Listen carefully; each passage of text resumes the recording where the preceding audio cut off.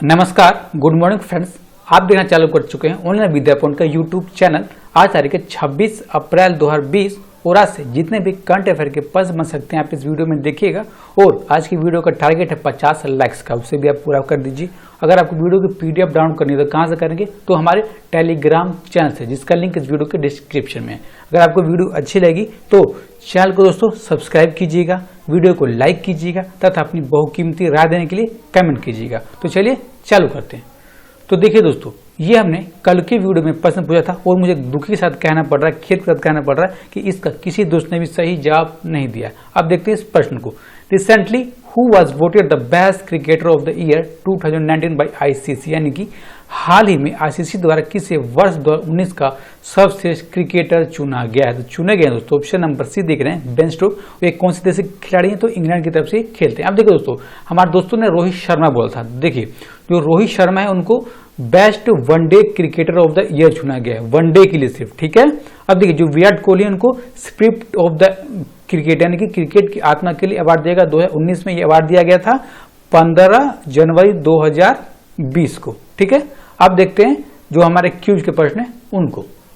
तो देखिए दोस्तों, पहला प्रश्न है हमारा, यदि किसी वस्तु को पानी में डुबा जाता है तो उसका वजन कम क्यों हो जाता है? कम हो जाता है दोस्तों उसके उत्प्लावन बल के कारण। दूसरा है, बिजली की घंटी में विद्युत धारा के किस प्रभाव का उपयोग किया जाता है? ये प्रभाव है चुंबकीय प्रभाव। तीसरा है, वायुमंडल की किस परत में ओजोन उपस्थित होता है? तो ओजोन मंडल होता है दोस्तों हमारा समताप मंडल में, ठीक है।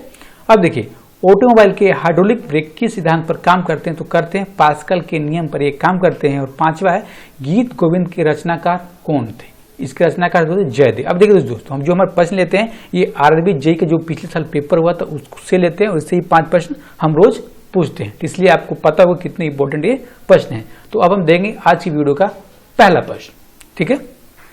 पहला प्रश्न है, who was appointment as central vigilance commissioner, यानी कि केंद्रीय सतर्कता आयुक्त किसे नियुक्त किया गया? ये नियुक्त किया गया दोस्तों ऑप्शन नंबर बी, यानी कि संजय कोठारी जी को नियुक्त किया गया। अब देखिए दोस्तों, जो इनकी जो शपथ किसने दिलाया? तो इनको शपथ दिया दोस्तों कल के दिन, यानी कि कल सुबह 10:30 बजे हमारे भारत के प्रेजेंट टाइम के राष्ट्रपति हैं रामनाथ कोविंद जी, उन्होंने शपथ दिलाया, ठीक है।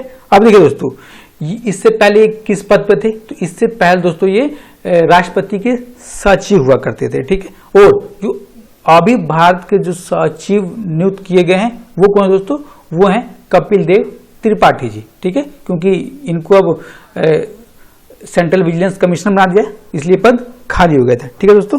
अब देखिए इनको चुना कब गया था? तो इनको चुना गया दोस्तों फरवरी में, इनको चुन लिया गया था, जिसकी अध्यक्षता भारत के प्रेजेंट टाइम के प्रधानमंत्री श्री नरेंद्र मोदी जी ने की थी, ठीक है। अब देखते हैं next question, who launch the e office app for movement of files and documents, यानी कि फाइलों और दस्तावेजों की आवाजाही के लिए ई कार्यालय ऐप किसने लॉन्च किया? तो किसने लॉन्च किया दोस्तों?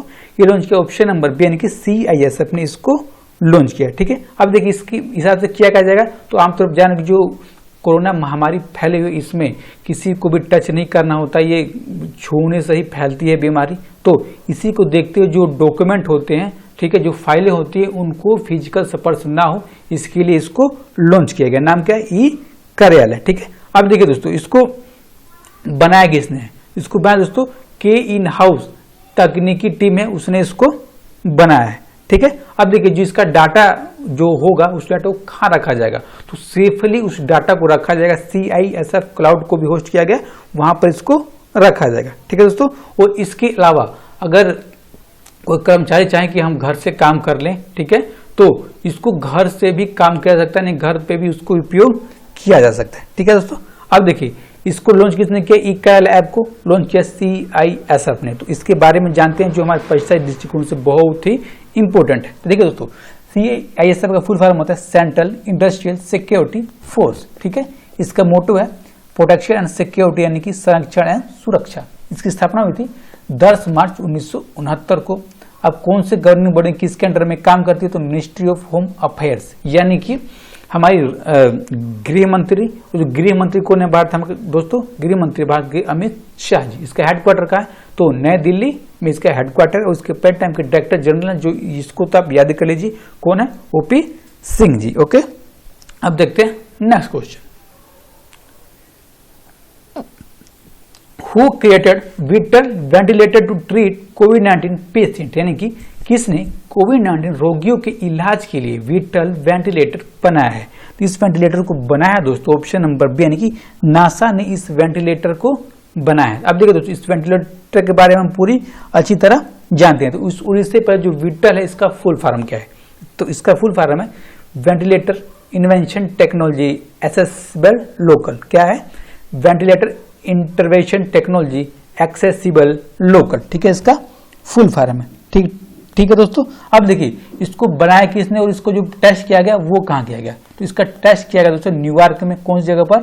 तो एकॉन स्कूल ऑफ मेडिसिन में इसका टेस्ट किया गया और इसमें ये पास हो गया। ठीक है दोस्तों। अब देखिए किसके उपयोग के लिए दिया जाएगा, तो जो भी लोग कोरोना से कम पीड़ित होंगे, यानी कि जिनको बहुत कम संक्रमण हुआ होगा, उन मरीजों को इसका उपयोग करने दिया जाएगा। जिसको ज्यादा संक्रमण है उसके लिए नहीं है। ठीक है दोस्तों। अब देखिए इसमें खासियत क्या है, तो इसकी खासियत इसको बहुत तेज से बनाया जा सकता है और जो पारंपरिक वेंटिलेटर होता है, जो पुराने जो वेंटिलेटर आमतौर पर यूज करते हैं, उससे तो बहुत आसानी से इसको बनाया ही जा सकता है। ठीक है दोस्तों। अब देखिए इसको बनाया किसने?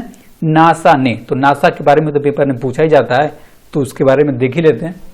देखिए नासा, इसका फुल फॉर्म है national aeronautics and space administration. इसका मोटो है सभी के लिए लाभ, यानी कि इंग्लिश में for the benefit of all. इसकी स्थापना हुई थी 29 जुलाई 1958 को और इसका हेडक्वार्टर का है तो अमेरिका में। और इसके प्रेजेंट टाइम के एडमिनिस्ट्रेटर कौन है? जिम बिडेनस्टाइन जी। इनको तो याद कर लीजिएगा। ठीक है दोस्तों। अब देखते हैं नेक्स्ट क्वेश्चन। और इससे पहले अगर हमारे क्वेश्चन अच्छे लग रहे हैं तो चैनल को अभी सब्सक्राइब कीजिए, वीडियो को लाइक कीजिए। ओके, ठीक है दोस्तों। When is world malaria day celebrated, यानी कि विश्व मलेरिया दिवस कब मनाया जाता है? तो इसको हर साल मनाया जाता है दोस्तों, ऑप्शन नंबर डी, यानी कि 25 अप्रैल को मनाया जाता है। अब देखिए दोस्तों इसको क्यों मनाया जाता है, तो इसलिए मनाया जाता है दोस्तों जो मलेरिया को पूरे जड़ से खत्म करना और पूरे वर्ल्ड जिससे बहुत परेशान है, इसके विषय में जागरूकता फैलाना पूरे विश्व में लोगों के अंदर में। ठीक है। और सबसे इंपॉर्टेंट जो पेपर में आपके पूछा जाएगा, तो अब की बार की विश्व मलेरिया दिवस का विषय क्या है? तो दोस्तों विषय क्या है आपकी बार का? तो विषय zero malaria start with me. क्या है? Zero malaria start with me अब की बार का विषय है। ठीक है। अब जानते हैं कि कब से चालू हुआ, क्या हुआ, इसके बारे में पूरी जानकारी। तो देखिए दोस्तों, जो भारत में मनाया जाता है विश्व मलेरिया डे कब मनाया जाता है दोस्तों? 2008 से भारत में मनाया जाता है। अब देखिए सबसे पहली बार कब मनाया गया था और कहाँ मनाया गया था? तो सबसे पहली बार मनाया गया दोस्तों अफ्रीका में। ठीक है। कब? 2001 में। किसके द्वारा? जो अफ्रीकी सरकार थी उसके द्वारा इसको मनाया जाता है। अब देखिए जो बीमारी है, ये बीमारी है कैसी? तो हम जानते हैं कि मलेरिया एक बहुत ही जानलेवा बीमारी है। ठीक है। किसके काटने से फैलती है? तो मच्छरों के काटने से फैलती है। कौन से मच्छर? तो मच्छर दोस्तों मादा एनोफिलीज मच्छर। ठीक है, यानी कि फीमेल एनोफिलीज मच्छर के काटने से फैलता है। अब देखिए वो क्या कर देते हैं कि फैल जाता है, तो जब वो काटती है तो वो अपने लार के माध्यम से प्लाज्मोडियम जो परजीवी होती है उसको हमारे ब्लड में डाल देता है, जिससे कारण मलेरिया हो जाता है हमें। ठीक है दोस्तों। अब देखते हैं हम अगला प्रश्न। Who revive the zero interest loan scheme, यानी कि शून्य बाजार ऋण योजना को किसने दोबारा चालू किया? यानी कि देखिए दोस्तों ये दोबारा चालू की गई, यानी कि हमको लोन लेना है और इंटरेस्ट तो भूल ही जाना है, इंटरेस्ट तो देना ही नहीं है। ठीक है। किसने चालू किया? तो आंध्र प्रदेश की सरकार ने इसको चालू किया। ठीक है दोस्तों। अब देखिए किसके लिए? तो दोस्तों जो राज्य की जो महिलाएं होंगी और स्वयं सहायता समूह, जो स्वयं सहायता समूह जो महिलाएं काम करती हैं उनके लिए ये सुविधा चालू की गई। अब देखिए लॉन्च किसने किया? तो वहां के परिणाम के मुख्यमंत्री हैं आंध्र प्रदेश कौन है? YS जगनमोहन रेड्डी, उन्होंने चालू किया। अब देखिए कितनी राशि दी है? तो राशि दी है, रुपए दिए दोस्तों 14,000 करोड़ रुपए इसके लिए लॉन्च किए गए। ठीक है। अब देखिए किसको किसको कितना कितना लाभ होगा? तो देखिए दोस्तों ऐसा माना जा रहा है कि 93.80 लाख से अधिक महिलाओं को इससे लाभ होगा। और कितने स्वयं सहायता समूह की महिलाओं को? तो 8.78 लाख स्वयं सहायता समूह के लाभ होगा। अब देखिए लोन के रूप में कितना कितना किसको दिया जाएगा? तो लोन के रूप में दोस्तों जो महिलाएं होंगी उनको 20,000 रुपए दिए जाएंगे और जो स्वयं सहायता समूह होंगे उनको 40,000 रुपए दिए जाएंगे। अब देखिए दोस्तों लोन तो दे दिया, उनको वो ब्याज नहीं देना है। अब देखिए इसको सबसे पहले बार किसने लॉन्च किया था, यानी कि हमारा प्रश्न में था ना इसको दोबारा किसने लॉन्च किया, तो इसको पहले किसने लॉन्च किया था? तो ठीक है दोस्तों जो जगनमोहन रेड्डी जी के पिताजी थे, पिताजी कौन थे? थे दोस्तों, वहां के तत्कालीन मुख्यमंत्री थे एन किरण कुमार रेड्डी। कब के 2001 में उन्होंने इसको लॉन्च किया था। ठीक है दोस्तों, अब देखिए लॉन्च किसने किया? आंध्र प्रदेश सरकार ने। तो आंध्र प्रदेश के बारे में जानते हैं। आंध्र प्रदेश, इसकी राजधानी का है अमरावती।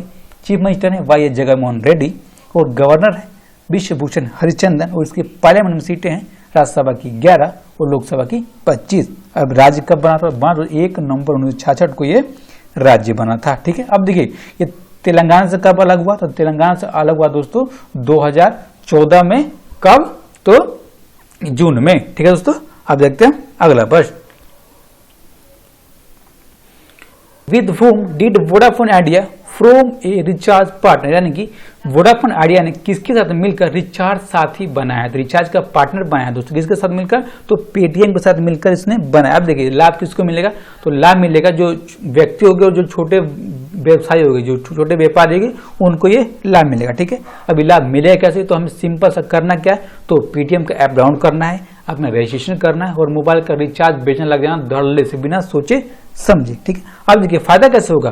तो फायदा ऐसे होगा दोस्तों, जो वोडाफोन आइडिया कंपनी है वो प्रत्येक रिचार्ज पर मर्चेंट को एक कैशबैक देगी। वो फिक्स करके रखेगी कितना कैशबैक देगी, वो कैशबैक देगी, उससे रिचार्ज करते रहें। ठीक है, अब देखिए इसके माध्यम से कितने एक महीने में कमाया जा सकता है? तो आमतौर पर मैं कहूँ तो जितना आप रिचार्ज कर दोगे उतना कमा लोगे। तो वैसे आमतौर पर एक खाता बनाया गया कि हर महीने 5,000 रुपये कमाए ही जा सकते हैं। ठीक है, अब देखते हैं अगला प्रश्न। Who developed the low cost COVID-19 test kit Feluda, यानी कि कम लागत वाली COVID-19 टेस्ट किट फेलुडा को किसने विकसित किया है? तो किसने बनाया दोस्तों? तो ये बनाया, आप ऑप्शन नंबर डी में दिख रहा कौन है? CSIR और IGIB ने इसको बनाया है। अब देखिए दोस्तों इसका फुल फॉर्म जानते हैं। तो देखिए इनका फुल फॉर्म है दोस्तों CSIR क्या है? वैज्ञानिक एवं औद्योगिक अनुसंधान परिषद। और IGIB का institute of genomics and integrative biology. इनके बारे में हम बाद में देखेंगे। ठीक है, अब देखिए इसको बनाया किसने है? तो इसको बनाया दोस्तों वैज्ञानिक, 2 वैज्ञानिक। कौन से वैज्ञानिक हैं? डॉक्टर शोभित मोती जी और डॉक्टर देवज्योति चक्रवर्ती जी, उन्होंने इसको बनाया है। ठीक है, अब देखिए बना तो दिया, तो काम क्या आएगा? तो काम आएगा दोस्तों जो कोरोना की जो टेस्टिंग होती है उसके काम में आएगा।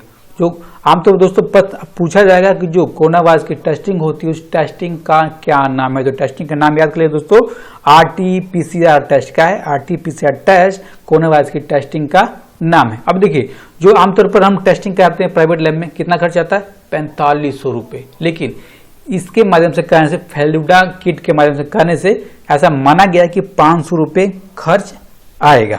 ठीक है, अब देखिए दोस्तों जो पैसा दृष्टिकोण से इंपॉर्टेंट है वो जानते हैं। तो देखिए जो CSIR इसके महानिदेशक कौन है? पेंट वो है शेखर सी मंडे जी। और IGIB के निदेशक कौन है? अनुराग अग्रवाल। देखिए दोस्तों आपको क्यों याद करना है? क्योंकि जो प्रश्न पूछे जाते हैं करंट अफेयर में उसी से जुड़े हुए ही पेपर में प्रश्न पूछाते हैं, फालतू कुछ नहीं पूछा जाता। ठीक है, अब हम देखेंगे नेक्स्ट क्वेश्चन, और नेक्स्ट क्वेश्चन होगा आज की वीडियो का लास्ट क्वेश्चन। ठीक है, देखिए former cricketer Graeme Watson dead from which country did he play, यानी कि पूर्व क्रिकेटर ग्रैम वॉटसन का निधन हो गया, वह किस देश की तरफ से खेलते थे? तो खेलते थे किस देश की तरफ से?